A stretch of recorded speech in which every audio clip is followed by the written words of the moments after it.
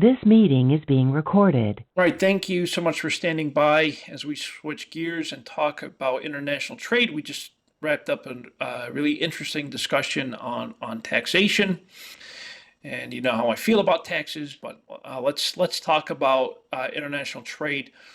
And as we talk about international trade, I want to continue the train of thought that we kind of concluded with, and that was on this concept called tariffs. A tariff is a tax that is charged when we import or sometimes export goods and services. For example, one of my favorite examples that I like to use is with, we'll say, Toyota, the auto manufacturer. Toyota, for those of you who know, is a Japanese auto manufacturer with manufacturing facilities around the world. A lot of the ones they do have a few here in the United States, but the majority of their manufacturing facilities are in Mexico. They also have manufacturing facilities, of course, in Japan and throughout the rest of the world. They are the largest auto manufacturer in the planet, and so the example I'm going to use here is Toyota. Toyota, if they make a vehicle that you want to purchase, and look up where it's made. Where it's made is really important. Why? Because there might be a tariff on that vehicle. A tariff is when a good is or service is imported to the United States from somewhere else. A tariff is a tax. That tax is paid by the quote unquote company, but it really is paid by the consumer. So let's say it's because why? Because it's passed on to the consumer, right? So let's say I wanted to buy a vehicle, but it's made in Mexico. It's sold by Toyota made it, but it's made in Mexico and it's imported to the United States. Okay, I'm going to have to pay a tariff on that vehicle. It's a tax that we pay for the import.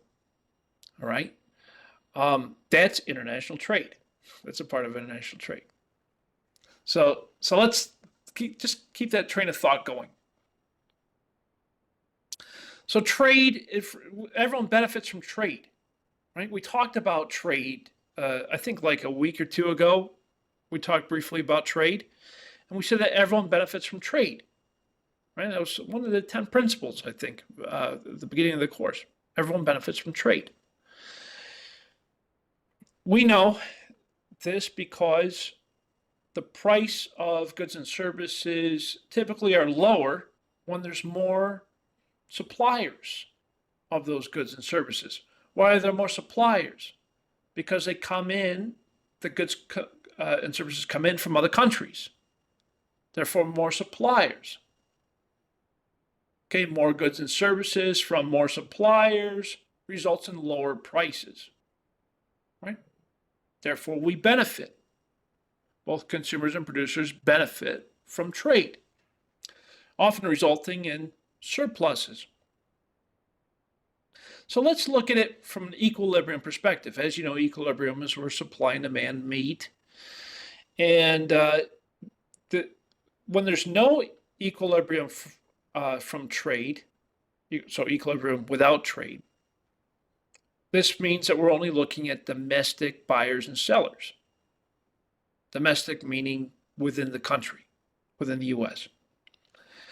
The equilibrium of price and quantity is determined by the domestic market, so without trade. And this benefits both buyers and sellers, okay, from surpluses, consumer and producer surpluses. Graphically, it looks like this. Here we see the point of equilibrium here in the middle where supply and demand meet. There's an equal buyer and seller or consumer and producer surplus. Okay, so that's without trade. We had said that everyone benefits from trade. So let's see what that looks like. the idea is that trade is good. Yes, absolutely. So everyone benefits from trade. How? So let's look at it. International trade is when two or more countries engage in trade activity, buying and selling goods and services across borders. That's what it means.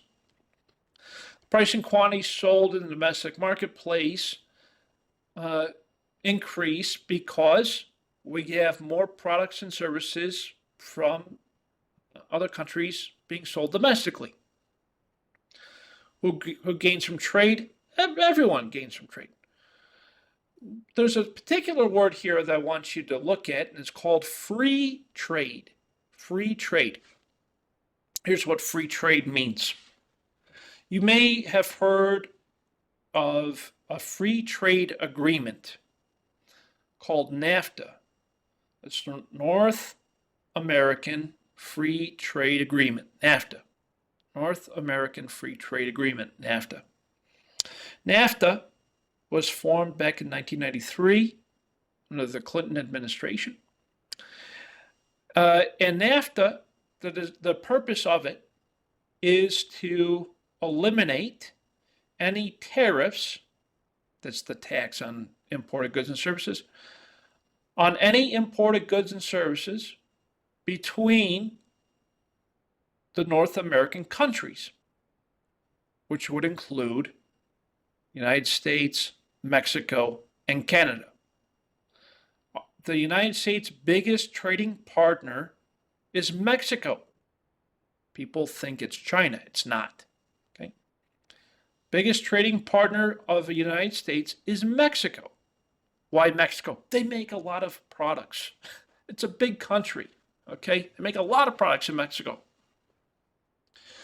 NAFTA, North American Free Trade Agreement, is United States, Mexico, and Canada, and it says that the three countries will not engage in any tariffs. Okay? That's what free trade means. No tariffs. Okay? So who wins, who loses in something like that? They all win. Okay? Tariffs are not necessarily a good thing. It's good for the government because they're collecting more revenue and taxes, but it's not good for the consumers or the producers. Okay? Should tariffs be a part of a new trade policy? It depends. It depends on the reason for the tariff. Remember what I said earlier. Tariffs, which are taxes on imported goods and services, are usually designed to protect a national industry.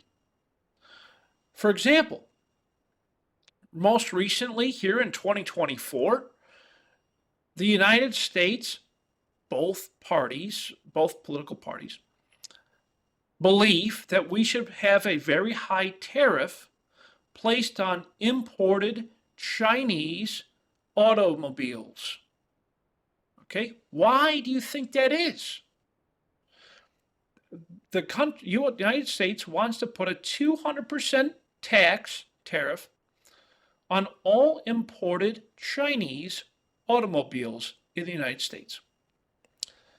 Here's why both political parties believe that this is a good idea. It is important to this country to protect the automobile industry, the automobile manufacturing industry, which, of course, there's a lot of jobs involved there. There's a lot of taxpayers involved there. And so we would need to protect that industry. That would be a reason to put a 200% tariff on any imported Chinese automobile in the United States. Both parties think it's a good idea. So should a tariff be a part of that type of trade policy? Maybe. Depends. It would be good for the country. If it's good for the country, it's good for everyone in the country. So in some cases, yes, be an important thing. There's really two types of prices that you want to think about when it comes to international trade. We have the world price and the domestic price. Just as the name implies, the world price is the price of the good or service for all markets within the world that good or service is traded in. And then we have the domestic price. That is the local United States cost of the good in the domestic market. Okay, so world price, what everyone pays around the world for that good and service, and then domestic price, what everyone pays in a particular country. It's important to compare the world price with the domestic price to understand who has a comparative advantage. Remember, we talked about the comparative advantages a little while back. Some countries have a competitive or comparative advantage of producing one product over another. The example I believe we gave some time ago was about the production of computers or something like that in Japan, and the United States was producing wheat or agricultural products. And so Japan has the comparative advantage for producing the electronics because they're more efficient at it, and United States is more efficient at producing wheat and other agricultural products. And so we would compare the world and domestic prices. Domestic price for wheat in the United States might be $1, okay? Whereas the world price might be $2. Opposite true for Japan in producing electronics. World price might be $1 and domestic might be $2. So what happens in that case? The lower price is what gets exported. Okay, so if domestic price for wheat is $1, world price is $2, the U.S. is going to export more wheat. Okay, and this opposite is true for Japan with electronics, you see. So that's why it's important to compare domestic and world prices. If the domestic price is less than the world price, we're going to export more of that good. Okay, so that goes back to the wheat example for the United States. If the domestic price is greater than the world price, we're going to import that good. That's why Japan actually imports a lot of electronics. Well, something to think about. So yeah, some countries don't make out well with trade for those reasons. Okay. The idea here is that you want to export what you're really good at, right? So domestic equilibrium price before the trade is below the world price. If domestic is below world price, then we're going to import the good. If the opposite is true for export. If the domestic price is below the world price, we export. If world price is greater than domestic price, we import. So, having said that, if trade is allowed for those goods and services, the domestic price will rise to equal the world price. In other words, the more wheat the United States exports, the higher the wheat price will rise domestically, because there's not the supply domestically went down. Why? Because we're supplying everyone else. You see? That's how it becomes a little bit more balanced. Domestic quantity supplied is going to be greater than the domestic quantity demanded. Well, in that case, we have exports. And this is what it looks like graphically. So there is a I guess a represented surplus or gain from trade. And we can see that represented by area D on this graph. So here we have supply and demand, domestic, and then we have the world price. If the domestic price is below the world price, then we expect that domestic price will rise when there's trade involved. And so that's what this graph represents. That area in between before the price rise and the current price is the gain from trade.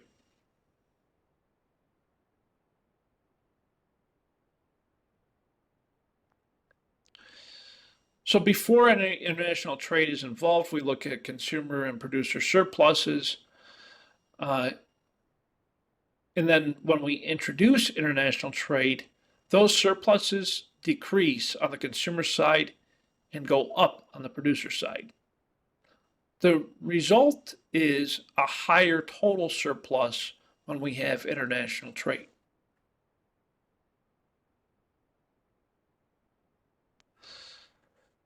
On the exporting side, domestic producers of the goods are better off. Why? Because when we make the product here, we're really good at it. Then we start to export it. Okay?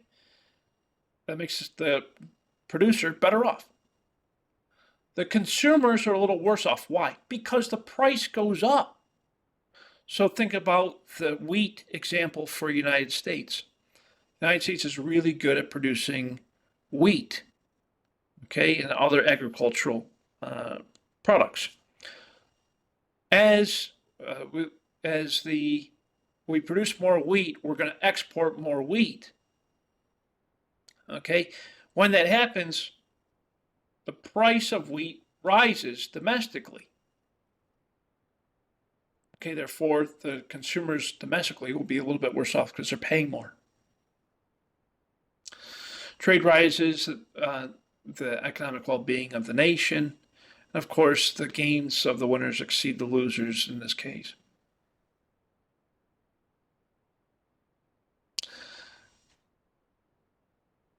The importing country involved in the trade relationship, the domestic equilibrium price before the trade is above the world price. Remember what we said earlier on. If the domestic price is above the world price, once we introduce trade, we would expect the domestic price to decrease. We want it to equal the world trade price. Okay, that's the idea here.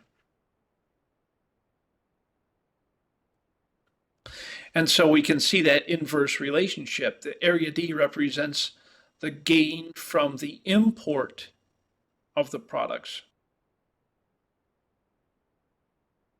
So that's what this chart represents. So before international trade, we have both consumer and producer surpluses. When we introduce international trade, there's a higher consumer surplus and a lower producer surplus. But overall, again, we see a higher total surplus. So really, both exporting countries and importing countries both have higher surpluses in total.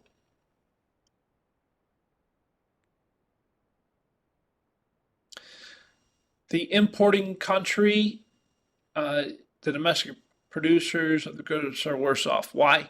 Because the price falls. If you're producing electronics in Japan and Japan starts importing more electronics, the local producers of the electronics have to lower their prices to meet the world price. So therefore, domestic producers, of course, are worse off. The consumers are better off. Why? Because consumers have more options and a lower price. So overall, the nation benefits, but not everyone wins, right? On the importing side, the producers are a little worse off, but the consumers are better off. On the exporting side, the producers are better off, but the consumers are a little worse off, you see? So it's the opposite relationship. But still, yet everyone benefits from trade. As I had mentioned, in some cases, a tariff, which is a form of a tax on a good or services that's imported and sold domestically, is actually paid mostly in part by the consumer, not necessarily the seller. It's passed through. Yeah. Free trade, like NAFTA, there's no tariff involved, and the domestic price equals the world price in that case. So we would see the same price for those goods and services in Mexico, Canada, and the United States. Tariff on imports, of course, the impact of that is it raises the domestic price above the world price, and both the suppliers and consumers are a little worse off from tariffs. So this kind of shows us actually the deadweight loss from a tariff. The takeaway here is that when we introduce a tariff, nobody wins from that, except for the government, of course, because they're going to get more tax revenue. But the producers and the producers and the consumers, they're both worse off from a tariff. That's what this graph shows us. So the effects of the tariff raises the total cost. It will reduce domestic demand. It'll reduce domestic. It'll increase domestic supply, reduce domestic demand. It reduces the quantity of the imports because they don't want to pay the tariff. Okay. It moves the domestic market a little closer to equilibrium without the trade. Both the sellers and buyers are worse off from having a tariff. Okay. They don't want to pay the tax. The government is better off, but both the sellers and buyers are worse off from paying the tax, you see. So before a tariff is introduced, we have both consumer and producer surpluses. The government doesn't make out as well. But when we introduce a tariff, both the consumers and producers are a little worse off. The government is receiving more tax revenue from the tariff, and therefore the total surplus is a little smaller. Other benefits of international trade: there's an increase in the variety of goods, so more goods and services are in the open marketplace. There's a lower cost of scale, of course. There's more competition. And there's an enhanced flow of ideas or transfer of tech. So all of these are considered benefits of having international trade. Think about going on to like something like Amazon Marketplace, or you go to the shopping mall, or however you buy your goods and services. Think about the types of goods and services that you see today. There's a wide variety, okay? Why is there that wide variety exist? It exists from trade. It wouldn't exist otherwise.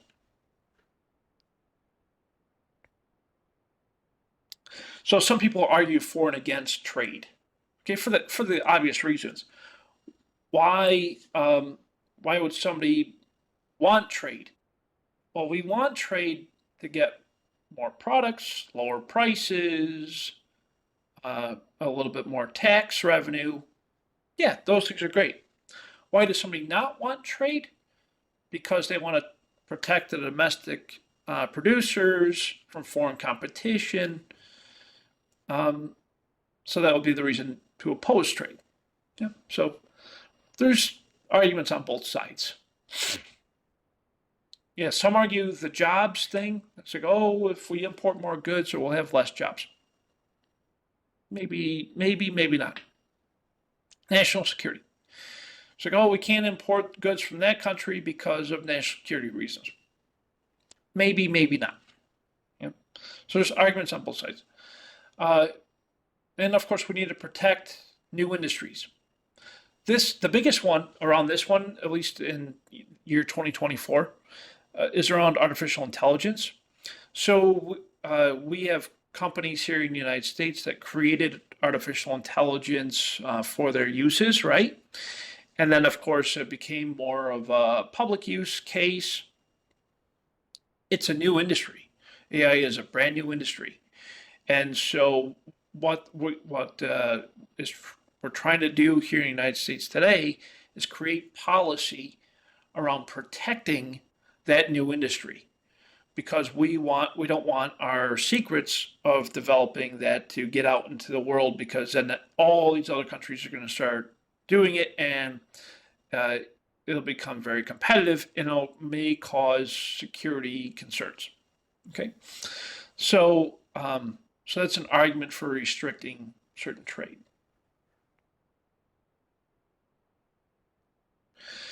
And of course, another argument for against trade is unfair competition and bargaining, etc.